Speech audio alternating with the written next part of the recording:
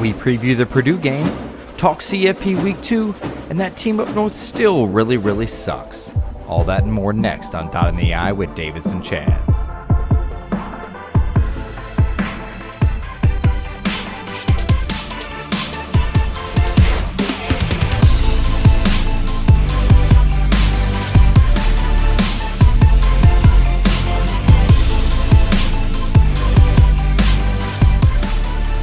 What's up, Buckeye Nation? Welcome to Dotting the I with Davis and Chad. This is episode 33, and we are doing our Purdue pregame and talking a little CFP today. And sitting in for Davis today, we have Chaz Williamson, who I mentioned before is a tremendous asshole, but is also one heck of a football mind. So welcome back to the show, Chaz. Thanks for having me, dude, and that's the asshole to you, pimp. Yeah, exactly. The asshole. So listen, man. I know we want to talk a little CFP. You and I have been talking all week long about it and kind of how crazy it is and our opinion on it. But before we do that, man, this week I think is a huge game for us, man. We play number 19 Purdue, 6-3 overall, 4-2 in the Big Ten, and tied for first in the West with what, 3 or 4 other teams. It could be a dogfight, man. How do you see this game, man? What's your prognosis here? I'm like 50-50. Like, a part of me feels like we're going to come out and just start swinging on them. You know, our talent alone is just going to beat them. And then a part of me is like, oh, dude, you know, their strengths, you know, can hold us at certain spots. And right now, the way I'm feeling, I told you, I've been waiting on this ever since they beat us in 2018, which, like I said, I'm not trying to live on the past, but you know how I am. If somebody beats me the next time, I'm going to try to get you. So right now I'm feeling pretty confident in the Buckeyes, but still the run game's got to get going to win this game. I mean, we need Henderson and the offensive line to do their thing. And even if that's getting Master Teague in there or Mayan Williams, you know, to rotate a little bit or certain situations or giving him a break, we got to get it going, dude. We need the offensive line to build some confidence. This could be the start of, you know, them being so confident moving on to Michigan State and Michigan. That's how I feel right now. How do you feel? I'll be honest, man. Yeah, like kind of. So when the spread came out at 21, that kind of shook me a little bit because, dude, I think Purdue is a much better team than people are giving them credit for. I mean, we all know that they've knocked off Iowa. They've knocked off Michigan State. They have a really good receiver in David Bell, who's got 64 receptions and 1,003 yards and 5 touchdowns on the year. More like a Chris Olave type, but a bigger body. Dude, my biggest thing is, you know, in this game, do we have what it takes to control that? Can we stop that? Can we cover the seams? You know, can we play mistake-free football? And, of course, like you just talked about, man, we have to establish a run game. And I think that's been an Achilles heel of this team. But, man, when I saw that spread at 21, it just didn't feel right. I mean, would you take that? Would you take the spread at 21? Well, you know me, dude. I love to gamble. I mean, I love to gamble. If we were in Vegas right now, I would take the 21 points. I would. I mean, Purdue, you're right, is a team right now. Dude, they're riding so high. And I know you said we were going to talk about CFP later, but they got the 2 best wins, you know, in college football right now. They do. There ain't no. Yeah, they really do. Yeah. Yeah. You know, there's no arguing about that. But I would take the points. I'd take 21. I don't know what the hell Vegas is seeing. Matt, I'm with you, dude. With the Purdue offense. This is what I see when it comes to our defense against their pass offense. I know David Bell is a really, really good receiver. They don't have really much of a run game. And when me and you were talking, I really can see our defensive line when they pass the ball dominating their offensive line. I think we can get some great pressure just coming with 4. Maybe mixing it up a little bit, you know, here with a blitz or defensive line stunts with a backer coming in. I think we can just get to him with 4. I really do. The guy that on offense for Purdue that's starting to, well, not starting, but who I could see having a breakout is Jackson Anthem. That dude is always in motion, man. They give him the ball to run, or as a running back sometimes they'll swing it to him. He runs a little shallow route. He'll come out for 3 yards, catch it and try to turn up. I expect Purdue to come playing this Saturday, and I expect a couple trick plays with Jackson Antrim. That's what I expect. Yeah, I kind of agree, man. He's been on my radar as well as, dude, I've been looking at the tight end, Payne Durham.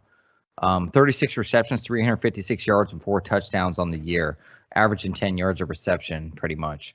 And I think where Purdue's going to hurt us, man, I'm just really hoping that we have really good. I think we're going to play zone like you and I talked about, play a lot of zone defense and try to keep everything in front. Since literally, dude, they have no running game. Like literally, like 3.8 yards a carry and 2 touchdowns on the ground this year, and that's it. So I really don't think that's going to be a problem. So I think we're going to be more concentrated on keeping everything contained and stuff like that. But Payne Durham kind of impressed me a little bit, man. I like him as a tight end. Like I said, 4 touchdowns right behind David Bell this year. So that lets me know when we get in the red zone, kind of something we can be looking for. Yeah, I'm with you on that. I think Purdue's going to attack us, like you said, in the middle of the field. I do expect them to attack us a little bit in the middle of the field, and then, like I said, I do expect some swings from them, passes. I expect like pick routes a little bit, from trips to the field. I expect a little bit of that because I don't see us coming man to man. I think we would be insane to play man to man on them. Because I just want people to understand, I'm not saying that we can't play man-to-man. I'm not saying that at all. I'm just saying, since Ohio State's been playing this year, I think Purdue has the most depth at receiver that they've seen all year. That's just my opinion. That's what I think. Because the 2 that we said, Bell and Antrim, they actually have another dude named Wright that's pretty good. So, yeah, Milton Wright. Yeah, I think he's got 3 TDs or so on the year as well. Yeah. I kind of look for, to me, the biggest thing is I think this is a defense we haven't seen yet offensively. I really think that they're going to really, give us a little bit of a test, man. They've got, oh God, what's his name, man? Linebacker, Alexander. Alexander, he's got like 64 tackles. They've got Marvin Grant, the safety, and Cam Allen, safety. And he also has 4 picks on the year. I just think, man, to me, here's the deal. Do we establish the run game? Can we establish a run game well enough to make a dent? And what I'm talking about that, like, honestly, is probably 100 yards rushing. And can we use several backs to do that? Because I think that's been kind of the problem, too. We've been kind of a one-man show with TreVeyon Henderson. And I think you and I can both agree that there's been times that have dictated the other backs being used, Myan Williams and Master Teague, in short yardage situations. But, I kind of look for them to give us a little bit of a test on defense. I think this will be a good thing for CJ Stroud, man. Can he pass in this kind of, defense? What do you think? I don't know, man. Okay. I know this is going to sound a lot like Jim Tressel playing it close to the vest here, but I say we limit our deep shots against them because to me, they're a zone team. They try to keep everything in front of them, just they'll give you what they want to give, and that's about it. They to me, they don't make a lot of mistakes in the back end. But the one dude you didn't get to mention, which me and my brother have been watching, is Greg Karlaftis, the defensive end, number 5. That dude's really good. Now, I know he doesn't have the sack production. I know he's not the leader in sacks or anything like that, but he's a very dominant football player. He's very, very good. I'm interested to see the one-on-one matchups when it comes to DeJuan Jones, if he's on that side. I'm actually looking forward to Nicholas. I can never say his name, but I always call him George St. Pierre because that's his last name, Pierre, whatever. But yeah. I'm looking up for those matchups, dude. One-on-one pass blocking. But I say on offense, dude, we come out and we do a lot of sit-down routes. Ruckert, Smith, and Jigba, which I expect him to have another breakout game like he did against Nebraska. I actually look for him to have the most receptions, maybe not yards, but the most receptions in the game. So I'm looking for a lot of sit-down routes, little maybe 5-yarders, 5-yard outs, maybe a little bit of crosses. It was with hopefully Olave. I hope he starts getting the ball a little bit more, man. You know, Yeah, like when me and you talked like real quick. Sorry, Olave is like we said is like Devin Smith anymore, dude. He's a home run threat, and I like that. Don't get me wrong, but dude, I kind of miss him. You know, coming back, double move, and a catch tiptoe out of bounds, man. I miss that stuff. That's what I want to see. dude, he's so dangerous. He's such a big weapon. I hate for him to spend his last year at Ohio State just sucking up coverage so other guys can get the glory. Like, you know what I mean? That to me, that sucks, man. You know what I mean? And I get it, man. Oh, yeah. CJ's a young Oh, yeah. quarterback. He's checking down. He's picking, you know what I mean, Garrett Wilson or Smith and Jigba in the slot, or even Ruckert, you know what I mean, for short yardage and in the middle of the field. But man, dude, I want Chris Olave to get his due, man. Send him out with a bang, dude. He's a true Buckeye, and I want him to get his glory on the way out. Yeah. Oh, I'm with you, dude. 100%. And I'm excited, dude. I hope Garrett Wilson, well, everything that I'm reading and watching on interviews and stuff with Ryan Day, Garrett Wilson should be back. So I'm actually excited to see Garrett Wilson come back, you know, which I'm not trying to take away from Olave, but you know, me and you, when we watched the game together, dude, I personally felt that kind of hurt Ohio State. You know, that's another dominant guy off the field, you know, in the receiving game and in the run game. Like, because what me and you said, I mean, you got two dominant guys like Olave and Smith and Jigba, which, you know, thank God he had the game that he had. But, you know, Wilson's on the bench. You know, you don't have to really worry about a third guy, you know. But, I mean, to me, Fleming caught that ball for a first down. I know, I'm sorry, I'm still on that Nebraska game, but, you know, it kind of pisses me off a little bit. Dude, I understand that, man. I like, and I'm the same way, man. I'm kind of wanting to see, like, it seems like every week with this team, we seem to be seeing people step up and take responsibility and take on roles in order to get the job done. Now, it hasn't been pretty. It definitely hasn't. No. Like, but I feel like we're at least, like, leaders are stepping up and being leaders, and I feel like that's a good sign going forward. What I wanted to mention to you was that Purdue's defense is giving up about 329 yards a game. Okay, that's total offense. Yeah, they're actually doing really well. 144 rushing, 185 passing. That's pretty balanced. Do you think that we beat that through the air, and do you think we beat that on the ground? Man, I take a deep breath on that because, dude, okay, game plan wise, the reason why I hesitate is this has got to be an old school. This has got to be an old school fight with Purdue. I feel like it's got to be a ground attack game with them. Keep that offense off the field, you know. And I know the new thing now in college football is to speed it up and run them out. I understand that. I want to see Ohio State slow it down a little bit. If you want to come out and you hit the first punch and you score and you want to go a little bit fast to maybe go up 2 scores, I'm okay with that. But start slowing it down. I don't know, dude. I told you I don't see us throwing over 300 yards against Purdue. I don't see that. I'm afraid that they're going to I'm afraid that they're going to make him throw the ball more. You know, I would like to see us have over 250 yards on the ground as a team, not Henderson, as a team. I think that would be great to see. You know, and dude, that's the most important. That's the most important word right there, as a team, because we need to be. You and I talked about this earlier, man. I really feel like we need to be more of a running back by committee-esque than we have been, and put guys in certain situations. I really think that with Purdue's defense that we can kind of set the edge. I really think we can do some stuff outside and leave some of the inside stuff, man, for the bigger guys. And let's mix things up a little bit, man. Let's get some guys in there. It doesn't have to be Travion Henderson or bust. Like, we have a team for a reason, and these other guys could start damn near anywhere in the country. So let's get them in the game, dude, and let's mix it up.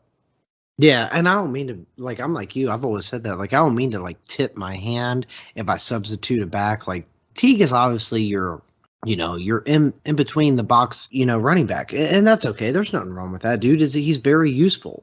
You know, I mean, the dude falls forward and he gets yards. There's nothing wrong with that. I'm like you. I would like to see Henderson get the ball on the outside. I'd like to see him just a couple times. If it don't work, okay, then don't go to it. Have a couple swing passes. If they drop back in zone and nobody's out there and he could turn it up for about 4 to 5 yards, what's wrong with that? There's nothing wrong with that. Now you're padding CJ's stats, which he maybe hit 300 yards passing that day. I don't know, but that's manageable down and distance right there. I would like to see Mayan Williams be able to do a couple in between the runs, in between the tackle runs. I'd like to see that. I'd like to see him hit the outside, to tell you the truth. I've always said that. I mean, I've been saying that ever since the Clemson game when he made that one dude miss. I'd like to see that. And then Teague, you got to keep him just running downhill, and that's it. I would like to see that Saturday. That is one thing that I would love to see. It's just all three running backs getting a turn, all three running backs getting some confidence. The O-line just feeling like, okay, dude, we can move anybody we want. We can dominate Michigan State and then go to Ann Arbor and beat the shit out of them. That'd be really nice to have them all be confident. Okay. Well, do this for me then. Give me your keys to the game to win. Okay. And then afterwards, give me a score prediction. Okay. If I'm an analyst, okay, 3 keys to the game. Run the ball. To me, that's number one. You got to run the ball against Purdue. You run in the ball, you keep your offense off the field. You're taking opportunities away from their offense. That's number one. You got to run the ball. I would say number 2, you got to score in red zone against them dudes. Because for some odd reason, I don't know how, but what do they give up? Like 18, 19 points a game, Purdue? Don't they average that? 24.8. 24.8. Okay. But still, that's pretty good. Yeah. Yeah. We got to score touchdowns in the red zone, man. If we get 4 opportunities in the red zone, we have got to score touchdowns 3 out of 4. We cannot go 50-50 to me. We can't go 1 touchdown and 3 field goals. We have got to score touchdowns at least 3 out of 4. Like maybe, and I say that like just the first drive, maybe we try something or they stuff us. Okay, whatever, we get a field goal. And I would say the third key to the game is, I would say, coverage. We have on the defensive side of the ball now. We have got to cover their receivers. We cannot mix up who's covering who if it's man to man. We can't have a breakdown in coverage where this is, mess up zone. We cannot do that. We have got to play disciplined football on the back end of the defensive side of the ball. That's just my opinion. Those would be my 3 keys to the game. I mean, I know everybody would say the obvious is like, don't turn it over and all that crap. But, I'm just saying if we don't turn the ball over, those would be my 3 keys to the game. Now, before I give a score prediction, what would be your 3 keys? Dude, I think, I don't know if I have, it's hard to number them like you did. You numbered them right down like 1, 2, 3. I got like freaking 12. I do. But for me, dude, the keys to the game, contain the pass. Okay, I want to limit big plays in the seam, namely David Bell. Let's try to take him out of the game. Stupid mistakes and penalties. Dude, it's killed us week after week here recently. I kind of want to break that trend this week. Like you said, we must establish a run game. By establishing the run game, I mean using all backs situationally in the places they must be used in. For me, CJ has got to play smart with his arm and his feet. Let me emphasize, and his feet, because I think that's going to play a factor, man. Dude, we're at a point in the season now.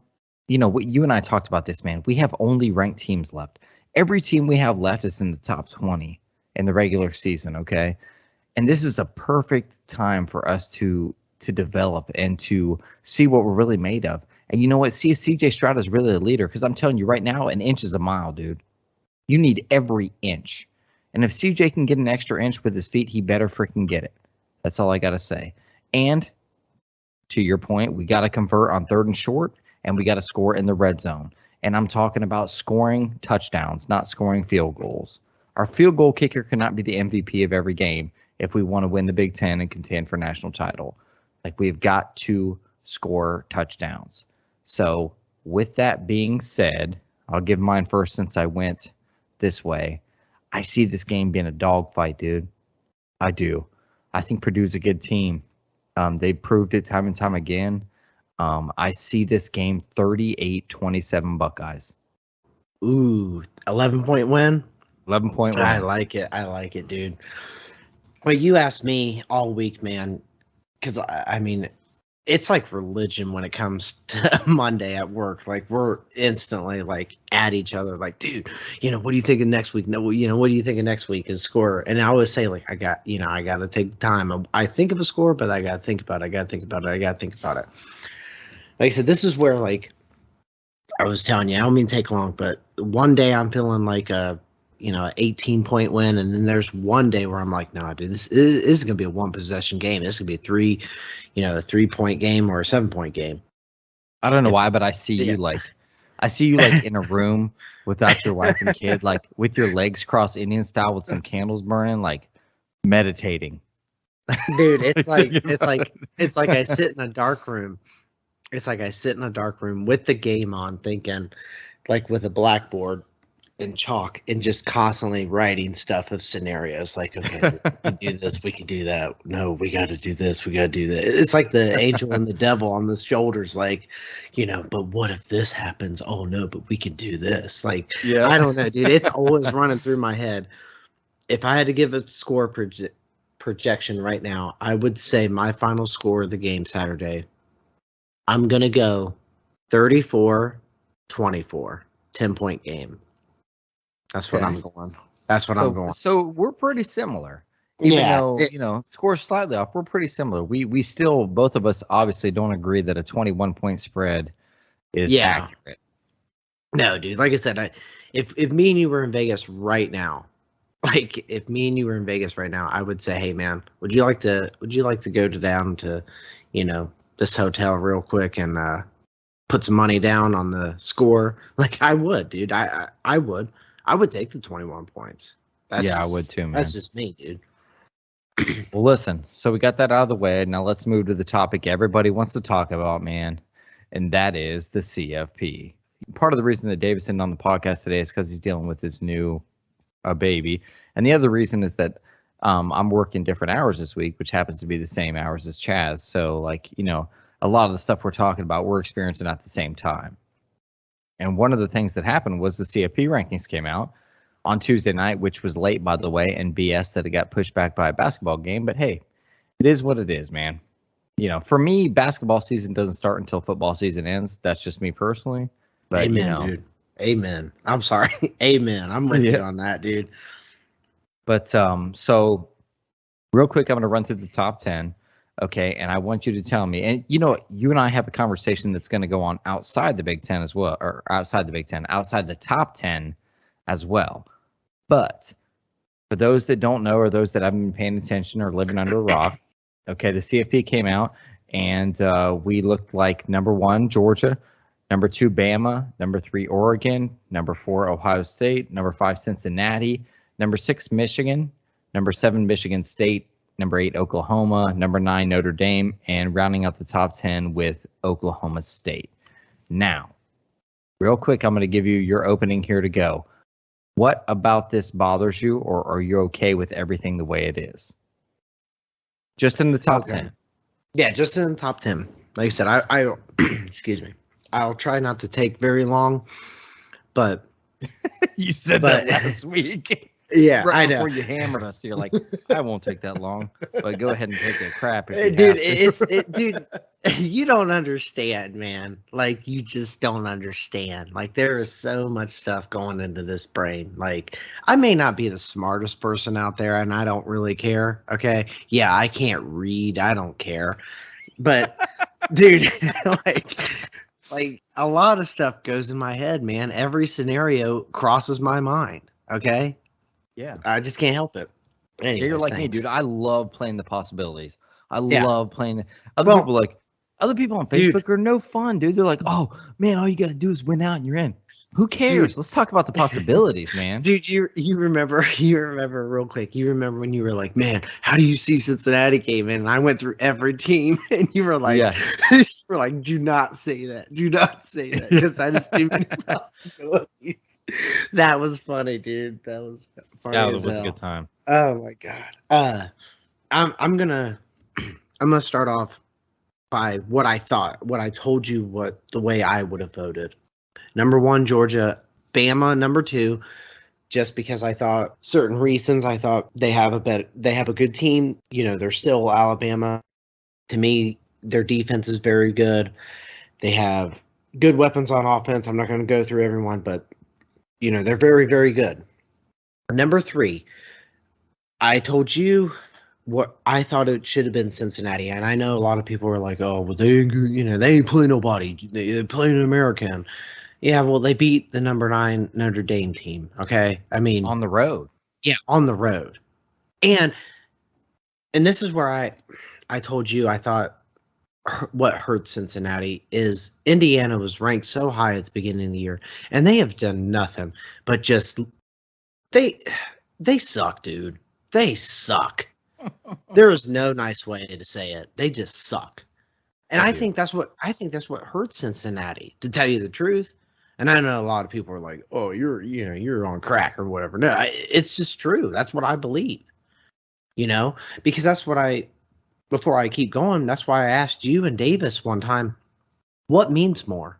Do you when you beat a ranked team or at the end of the year that you beat a team but now they're higher? You know, to me that's always been the question. What means Exactly. more? And you I could see don't it both ways because yeah. you could say, hey, like we beat Ohio State at the beginning of the year when they weren't that good, but then they got really good.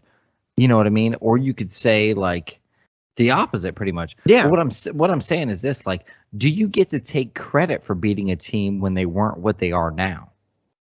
See, and that's where I don't know, dude. I I don't know truly either. I don't know.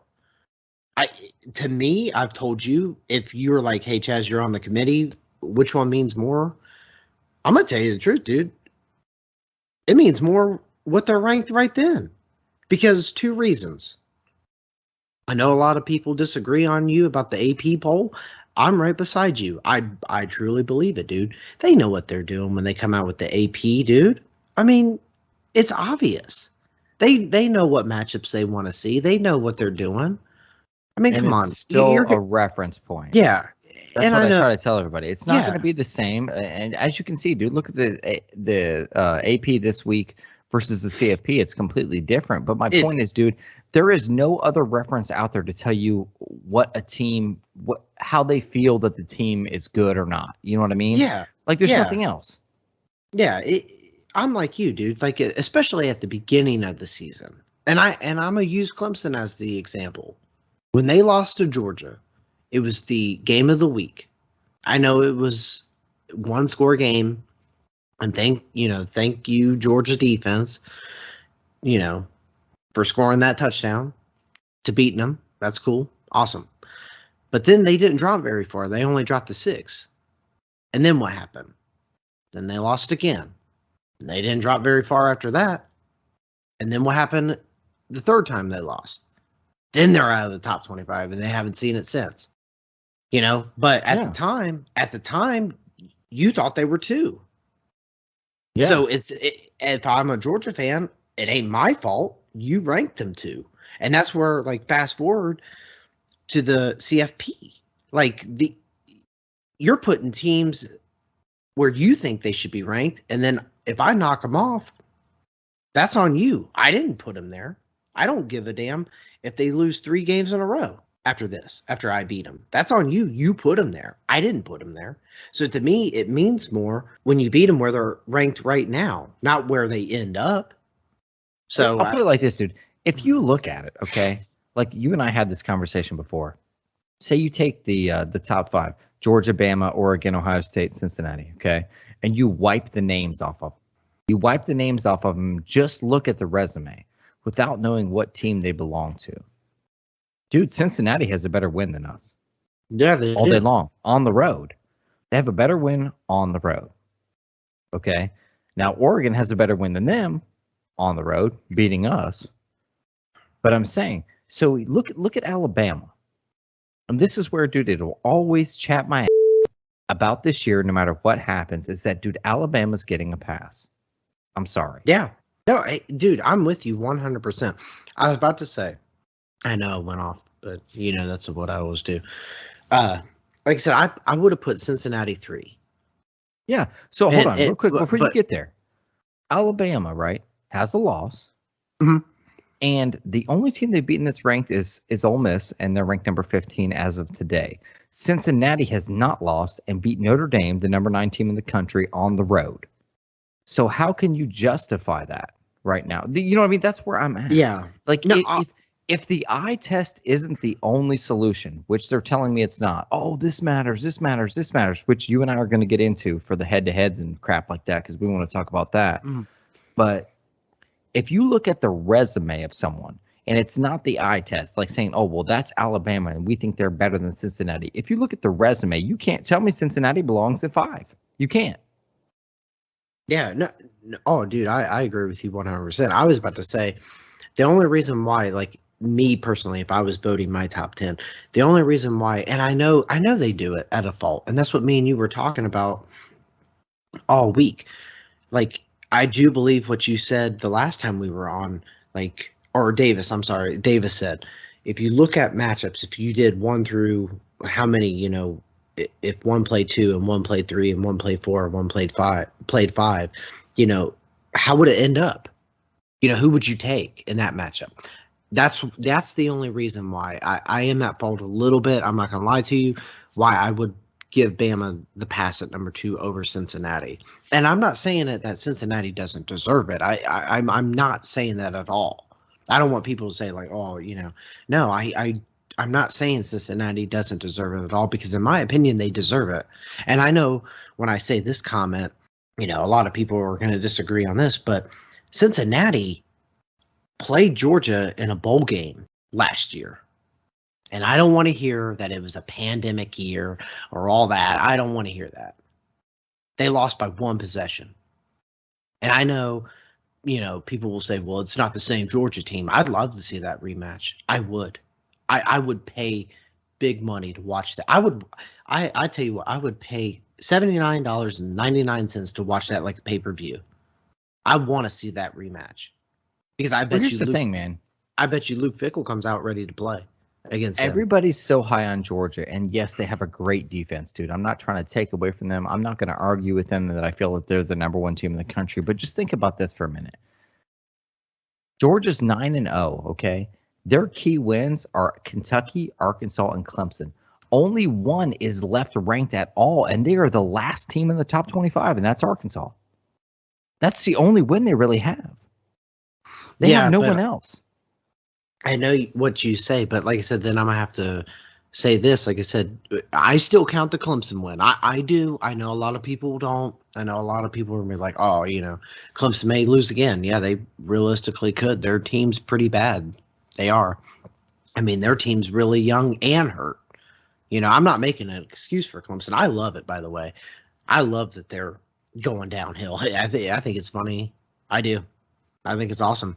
But I'm just being realistic. They're hurt. They're young. But Georgia, to me, that's a quality win. And I don't care what people say. Oh, they're not in the top 25. They haven't even, well, they were. They were number 2 in the AP. Because the AP poll thought that they would have made the playoff by ranking them number 2. Well, then do you think that Cincinnati's win over Indiana was a quality win? Because they were ranked high when they first played? Indiana wasn't ranked when they played. I thought you said they were. I thought Cincinnati played Indiana at the beginning. They were ranked before any game played. Indiana was ranked, yes. So do you consider that a quality win? I'd say it. No. I don't, because they weren't ranked. They lost to Iowa pretty bad. And I don't know if they lost after that. But they weren't top 25 when Cincinnati and Indiana played. My point is kind of this, man. I feel like the whole I feel like we've moved away. Like, I feel like the CFP culture has changed since it was first inducted. Like, I feel like when we first started watching the CFP, it was like, okay, who's in the best conference? Who are you playing? What's your strength of schedule? Are you a conference champion? Okay. I feel like all that stuff is kind of taking a back seat now to the eye test. Would you agree with that statement? Oh, I would agree. Oh, yeah. Because, like, I think that, like, when I'm looking at this, there's no way you could rank this thing that way without saying that the eye test is the final, the final test. And what I mean by that is, let's go down real quick because you and I have talked about this before. Let's go down and talk about Michigan State. Okay, so obviously we know Michigan State lost last week.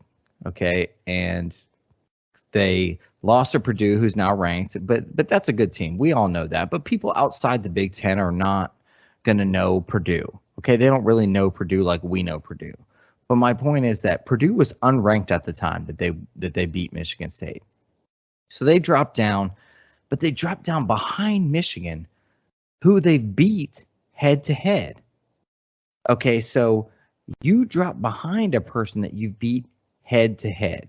So Michigan State's key wins are that they beat Michigan, obviously. They beat Miami, who's now unranked, but they were 24 when they played them on the road. Okay, Michigan's key wins are Wisconsin. Okay, and they beat them on the road as well. Okay, and they're ranked number 18. And, well, hold on before you go. They weren't ranked at the time when they beat Wisconsin, and that's just facts. You mean Michigan wasn't ranked? No, Wisconsin wasn't ranked. Oh, Wisconsin wasn't ranked when Michigan beat them. Yeah, serious. That's just facts, dude. So my point is, dude, if you line these teams up, I don't see an overwhelming overwhelming difference, okay, where I can say, okay, like the head-to-head should be offset. Like, I really don't see that. When I look at these two, to me, dude, Michigan State should be in front of Michigan. Do you agree? 100%. 100%, dude. So you think the head-to-head actually matters. When it comes to a similar team, you think the head-to-head should be the tiebreaker. Yeah, and I know a lot of Buckeye fans may not agree with this, but I do pride myself on being a real football fan. I do believe that Oregon should be ahead of Ohio State. I understand. I get it. You know, if you want to do every scenario, Ohio State has had a ranked team win. Oregon doesn't. Like, at the time, Penn State was ranked in the AP. They were 20-something, 20 or 22, something like that. And Oregon hasn't, other than Ohio, they beat Ohio State, you know, yeah. After that, they don't have a ranked win. But I do believe in head-to-head. I do. I truly do. Like Wisconsin, if you do Wisconsin and Purdue, I believe Wisconsin should be ahead of Purdue. And that's tough for me because Purdue has the 2 best wins of the year. I mean, that's crazy, dude. Like, think about that. They knocked off the number 2 and number 3 team at the time.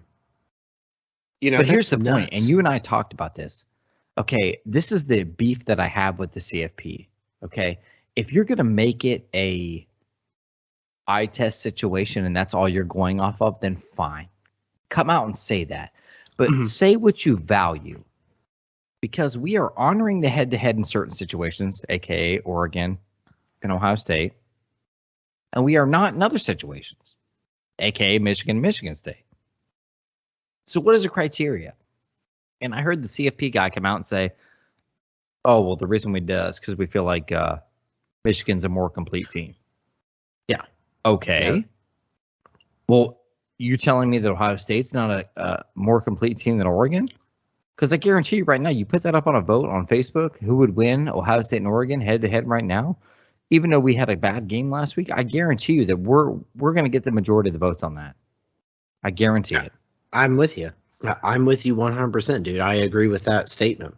Like I said, so what? My point is, how can you say? Okay, so another team I want to talk about real quick is Notre Dame. Notre Dame's 8-1, right? Have they looked good this season? No. Okay, but their loss is to Cincinnati. Mm-hmm. Okay, now yes, they lost at home. I get that. 24-13, but dude, they beat Purdue.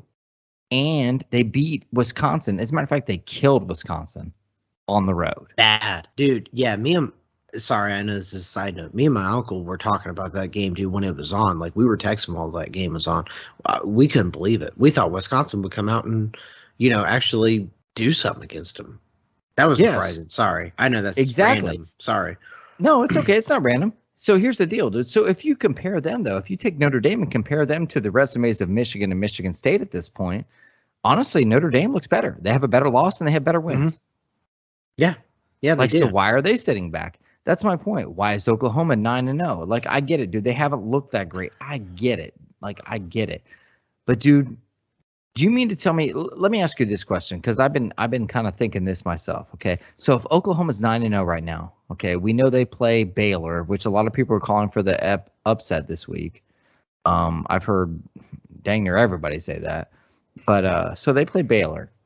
Then they got Iowa State, who's still a 6-3 team, even though they're a bunch of trash, and everyone that roots for them is also. And then after that, they got Oklahoma State, who's ranked number 10 and 8-1. And Oklahoma State has an interesting resume as well. But my point is this, man.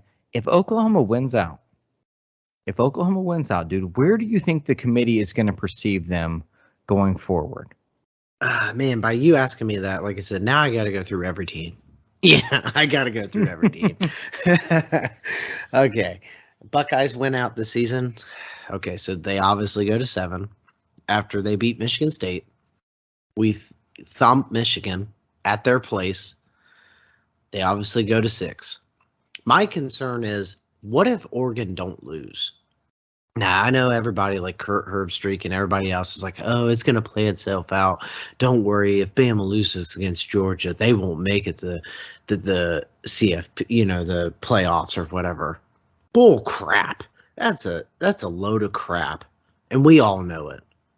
Because I'm like you. I'm standing right behind you saying it. You're going to put a 2-loss Alabama over Cincinnati. There ain't no doubt about it. Like, you cannot sit here and tell me that you're going to drop Alabama from 2 to 5. I can there ain't 100%, no way. Especially if there ain't no way. If Bama loses a close game and then blows everybody out the rest of the year and looks good. Because I'm gonna show you something, and I understand, or say something, and I understand that a lot of people want to trash the ACC, and I'm with them. I'm right behind them. I trash the ACC too. I wish Miami was good. I wish Miami was back in the 2000s. I really do. I miss that Miami's not that good anymore. I kind of like that Clemson made it from nowhere to somewhere. I like it. I'm not I'm not mad that they suck right now, but I like that they were good at a time. That they made somewhat of a good program. But Wake Forest loses to a 5-4 North Carolina game, and me and you kept talking about it. I thought Wake Forest was going to win. What, they dropped 3 spots? But then you drop Michigan State 4 spots because they lost to an unranked team. But they're 6-3 and they got the 2 best wins of the season. Come on, dude. That don't make sense to me. To me, that makes sense. No, it don't make sense. And then which my personal favorite is, Penn State is 6-3. Their bad loss is to a 4-6 Illinois team in 9 overtimes. I know that looks bad. I understand that. I can understand where people or the committee says something about that. But they also beat Auburn. They also beat Wisconsin. And they're not in the top 25? No. How is that? I agree. How is that? This is what I think, dude. And you know what, dude? I may be wrong. I don't care. I may be talking out of both cheeks here. Okay. But here's my theory. I think that the CFP members, although half of them probably shouldn't even be in anywhere near a football conversation as far as who's good in college football. But my point is that I think what they're doing is they're taking the AP, they're looking at it. I think they're lining everybody up as to, based on resume, okay, what they think. Then I think they're asking the question that we talked about. Who do I think is the best by looking at them? And I think that's how they're ranking him. Because if you don't do it that way, there is no other way to explain it. There isn't. I don't know how you can line up resumes and have the CFP looking the way it is now. I don't. The eye test has to be the most important factor. It has to be. And I'm going to stand by that. I'm with you, dude. I don't disagree with what you're saying. I truly don't. I know I didn't really get to touch on the Michigan State comment here. And I know, like I said, I tend to go a little bit all around, but that's the one that really confuses me, because the committee comes out and says, well, they're a complete team over Michigan State.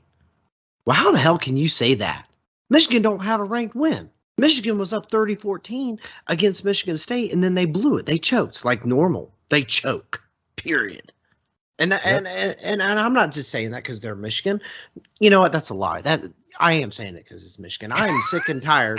I am sick and tired of hearing all the alumni and all these fans, and especially Dave Portnoy, saying, "Oh, we're coming for you, Ohio. We're coming for you, Ohio. We're coming for you."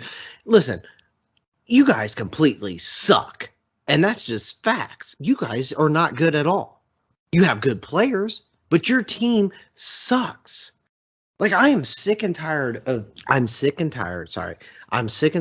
committee and other people saying, like, oh yeah, Michigan this, Michigan. Dude, no. They lost to Michigan State. They need to be behind Michigan State. Michigan State's got to lose one more time for them to even jump. Michigan's got to jump Michigan State. Like that's my opinion. I'm with you. I'm a firm believer. Like, you and I have had this thing. Like, dude, I'm sorry, but if you have a team with similar resume, and this is the issue I'm having. The same thing we're talking about with, back in the back of the top 20, with Wisconsin and Purdue and Iowa back there. Dude, if you have a team with a similar resume, head-to-head has to matter. It has to be the end-all, be-all. Yeah. Like, I don't know how it can not be. Like, I beat you, but you're in front of me? Like, I don't get that. They didn't do it with Oregon and Ohio State. No, and they didn't. And like I said, they didn't do it with Wisconsin, Purdue, and they didn't do it with Iowa and Purdue. So here's my question. So say Oregon wins out. Okay, Oregon wins out all the way, and they're done. Because they've already made the statement that they feel like Oregon's a better football team, right? Right now, that's what they're saying. They're saying that the head-to-head matters, and Oregon is a better football team than us now. Okay, so our next 3 games, we all know, are ranked. Okay, we're going to play Purdue, we're going to play Michigan, we're going to play Michigan State. So at the end of that, not counting the Big Ten championship game, how can they justify us jumping them? And that's what I mean. Would they say, well, Ohio State has better quality wins? I'm just spitballing here. Would they say would, that? But my argument to them would be, hold on a second. Like, you've already made the case that head-to-head doesn't matter. It only matters when you want it to matter, a.k.a. Michigan State. Yeah. So if head-to-head doesn't matter, like, what are we doing here? Why are we not in front of Oregon already? That's my question. Yeah, like I said, I truly don't know, dude. I don't get it. I don't get it. I told you what I was thinking. And I'm a firm believer in this, dude. I believe they got these group of 11 or how many ever people, with the college playoff. I believe they really got these 11 people that don't know crap about football. And they just said, here, go vote. And they're going to vote chaos. They're going to vote, by, and look, I don't mean to go off topic here, but it's like somebody picking March Madness. Oh, I like these colors, or I know this team used to be good, or I know this team is very good. I think that's what they're doing. That's my opinion, and I'm sticking to it.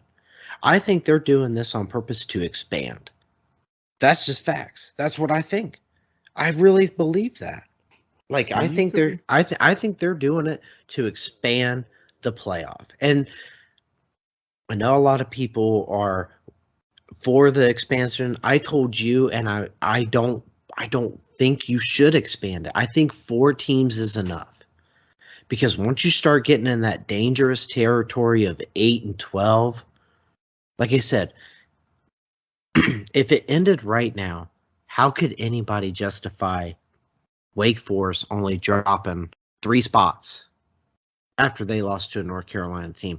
And I got one more for you. Baylor lost to a 4-5 TCU, and they dropped 1 spot.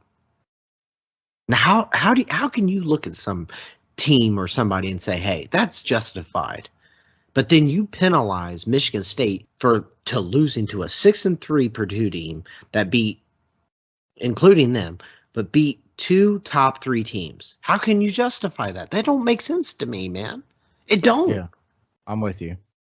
And to be honest, dude, like, so one of the things that I looked at also was Oklahoma State. That, I mean, I'm not saying they look great this season, but I'm saying, dude, like, if you look at their resume, they lost to a 6-3 Iowa State team on the road, and then they beat Texas when they were ranked at the beginning of the season. Okay, they were ranked number 24, and they beat Baylor as well, 24-14 at home, and they're now number 13 in the country. So my point is, dude, like, putting Oklahoma State as a one-loss team behind some of these teams kind of doesn't make sense to me. So again, dude, I think that, like, what I'm crying out for is consistency in the CFP. Them saying, here's what matters, here's what doesn't matter, here's what weighs the most, here's what weighs the least, and this is how we made our decision. I want someone to stand here and tell me that, dude, because right now when I look at the landscape of college football, dude, it's a mess. And you and I both know, dude, if you and I sat down right now and we sat in a room, not even with a committee, dude, if we sat in a room with a couple of our friends and came up with the rankings, it would be totally different than this, and we could explain it. Yeah. And that's kind of the biggest thing for me, man. Like, like just I want consistency, dude. I want something to hang my hat on, to know, like, okay, well, this is what they were thinking when they did that. Instead of saying, like, oh, okay, well, this doesn't make sense to me, but it has to be that they just figure that this team looks better than the other one. Like, that's not enough for me, dude. I'm sorry. Michigan looks like the complete team based on what? They beat no one. And that's what I'm saying, dude.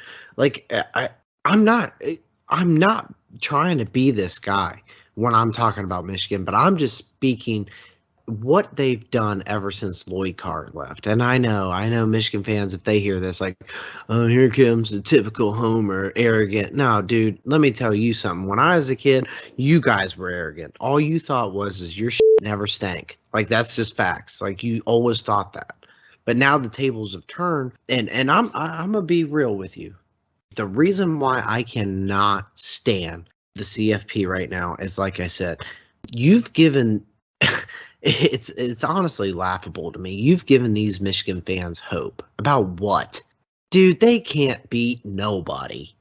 They can't beat a top 10.